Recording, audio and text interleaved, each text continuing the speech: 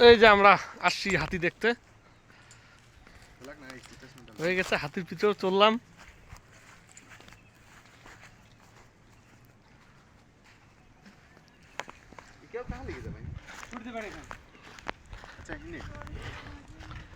এখন দেখাবো আপনাদেরকে হাতি, পিঠে চললাম, ভালোই লাগলো। এই যে দেখুন, আপনারা দেখতে পাচ্ছেন।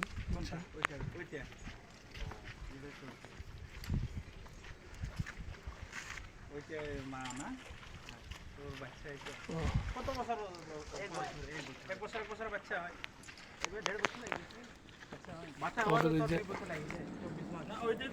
বন্ধু বান্ধব মানুষের মতন সব জিনিসের তো ওইটাই পাই না। ভালো লাগে কিন্তু না।